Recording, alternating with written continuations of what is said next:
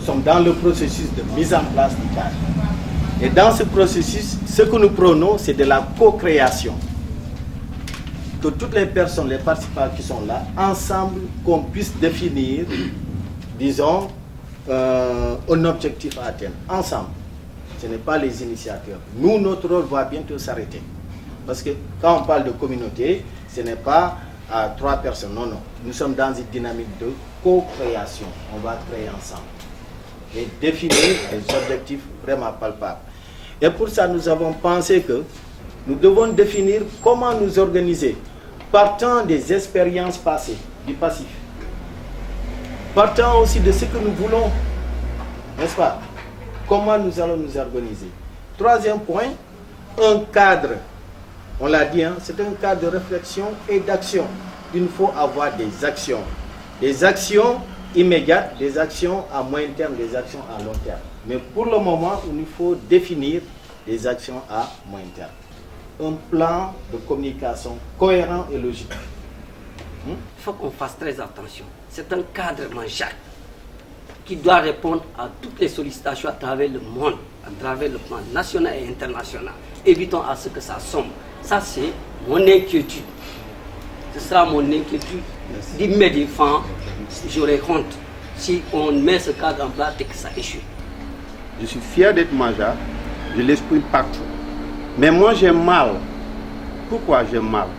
Nous sommes une communauté désorganisée. On se croit tellement très intelligent que personne ne veut être derrière son camarade. Chez les Manjas, tout le monde est intelligent, personne ne veut être rangé derrière l'autre. C'est que nous sommes des sociétés égalitaires. C'est ça. Il faut que les gens se le comprennent. Ouais. Les sociétés du Sud sont des sociétés égalitaires. La communauté Manjac, le Manjac c'est une société acéphale. Hein? Il ne faut pas qu'on se trompe, c'est une société acéphale. J'ai un ami qui me disait que est-ce que chez vous les Manjac, chez nous les Manjac, ce qui était là la dernière fois, on l'avait déjà dit. On a dit nous sommes une société horizontale. On n'est pas hiérarchisé. Et personne ne veut être chef de personne ou personne ne veut être subordonné de personne. Donc il ne faut pas lui demander d'être hiérarchisé. Si vous lui demandez d'être hiérarchisé, vous ne l'aurez pas. Mais à mon avis, il faut dépasser cela. L'objectif de ce nouveau cadre-là, ce n'est pas ni de la chefferie, ni de quoi. Il s'agit de créer un lobbying Manjac pour la promotion des Manjac. Mais il ne faut pas qu'on ait honte d'avoir des élites qui accompagnent les autres. C'est comme ça que ça se passe partout dans le monde. On ne peut pas être aussi doué et être derrière. Ce n'est pas possible, c'est fini ça. Et quand on n'est pas organisé, l'autorité peine pour avoir un contact avec la communauté Ndiago. Tout le monde parle au nom de la communauté Manjac. Et tout le monde organise une activité au nom de la communauté Manjac. On ne sait plus qui est qui fait quoi dans la communauté Manjac. C'est du désordre. Et il est temps, je pense, avec les aînés qui sont là, qu'on soit organisés pour défendre la culture Ndiago, comme vous l'avez dit, pour plus de solidarité entre les Manjac et pour quand même manifester quand même notre manjakité au Sénégal. Et que quand l'autorité a besoin de la communauté, qu'il ait au moins un contact, qu'il ait des gens qui sont indiqués pour parler au nom de la communauté. Parce que nous sommes des intellectuels, nous sommes des privilégiés. Les privilégiés, c'est quoi? On a eu la chance d'aller à l'université, on a eu la chance d'être des intellectuels. Parmi les autres n'ont pas cette chance. Donc c'est nous qui devons être la lanterne pour éclairer ces gens. Les combats, c'est nous qui devons les mener, pas eux. C'est à nous de mener les combats. Et si on échoue, c'est nous qui avons échoué. Nous les intellectuels qui avons échoué. Mais attention, je dis bien attention, ne faisons pas une erreur. C'est pas pour moi, il ne s'agit pas de former une élite Manjac et de laisser en rade les autres. Non, non, c'est justement d'avoir une élite Manjac qui va réfléchir pour trouver des plans d'action pour que les autres puissent aussi émerger. Nous avons notre place dans le plan Sénégal émergent, mais surtout l'émergence de la communauté Manjac. Comment faut-il s'y prendre? Parce que parmi nous, il y a des génies qui ne sont pas bien encadrés, qui malheureusement basculent dans la médiocrité. Parce que justement, ils ne sont pas bien encadrés. Ils sont à l'université, ils ne sont pas encadrés, ils sont laissés à eux-mêmes. Ils ont leur travail, ils ne sont pas encadrés, ils ne progressent pas. Ils gagnent des miettes, ils ne progressent pas. Parce que le Manjac, il se suffit à lui. Quand il a quelque chose, il se suffit à lui. Mais il ne voit pas son environnement. Donc j'ai dit aujourd'hui, c'est à nous de changer. C'est là où se situe le combat. Il s'agit de faire progresser la communauté économiquement. Le moment est venu pour la communauté Manjac de mieux s'organiser. Moi, quand j'étais enfant, je ne savais pas c'était quoi un tour, un binit, un truc. Je connaissais le Manjac.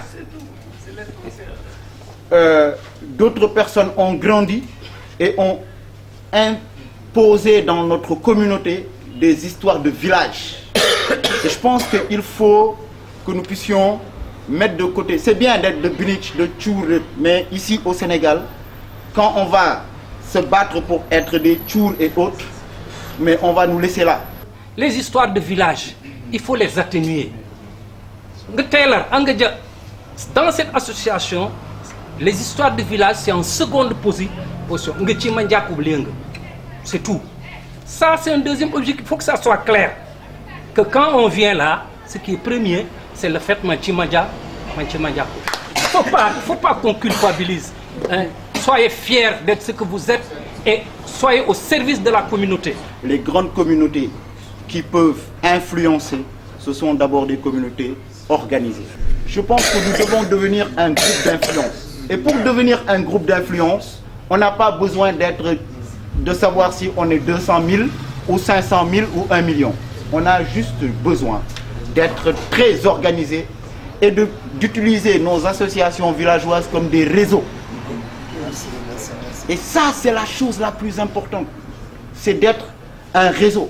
C'est de travailler aussi à faire que nos frères qui sont dans du business deviennent de grands chefs d'entreprise. C'est de travailler à avoir une banque Mandjak. C'est de travailler à avoir un congrès Mandjak avec tous les Mandjak des autres communautés qui sont en France, au Portugal et autres. C'est dans ça que nous devons aujourd'hui travailler. S'il vous plaît, il faut qu'on aide aussi nos amis entrepreneurs. Moi, j'ai dit la dernière fois quand on m'a expliqué ce restaurant, j'ai dit, mais c'est con, puisque moi j'ai déjà mangé il y a 1 an ici avec un ami béninois. Mais quand il m'a réexpliqué à 100 mètres, je suis revenu, j'ai retrouvé le restaurant. On a des amis peintres, des amis, je ne sais pas, dans le levage, dans d'autres secteurs. Regroupons tout cela. Il y a des actions immédiates. On soutient nos actions, on avance. Qu'on soit politique, qu'on soit sportif, qu'on soit quoi qu'on puisse être, ce qui est important, c'est de créer une dynamique pour valoriser la culture mangeable. Moi, je peux me soustraire à n'importe quoi, quel que soit le poste qui puisse y arriver. Mais l'essentiel est que je puisse servir la cause mangeable et qu'on puisse voir le mangeable. Si aujourd'hui je vois émerger un char, quoi qu'on dise, quel que soit ce que je vais applaudir parce que je vais voir un Gomis, je vais voir un Mindi. Si je vois quelqu'un d'autre, j'applaudis, même dans mon coin. Mais qu'est-ce que je fais pour aider ce monsieur-là à éclore et à réussir? C'est ce que nous sommes en train de faire. Des questions aujourd'hui qui sont des questions de fond sur l'employabilité des jeunes mangeacs. Il faudra qu'on le prenne en charge.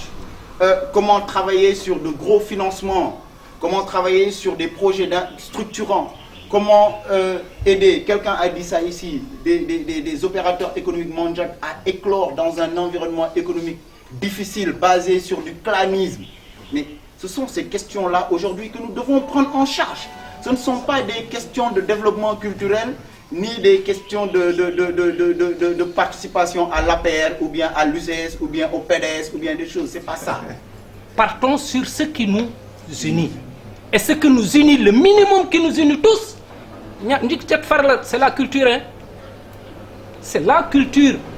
Mais la culture peut déboucher sur tout. Mais c'est le minimum. Et ce minimum débouche sur tout. Moi, c'est parce qu'il fait de la culture que je me sens proche de lui. Et s'il est même rouge ou bleu ou jaune, je me sens proche de lui.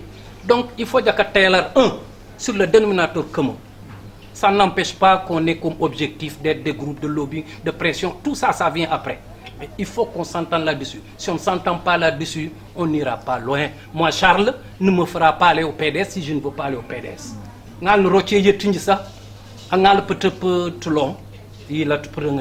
faut que ça soit clair.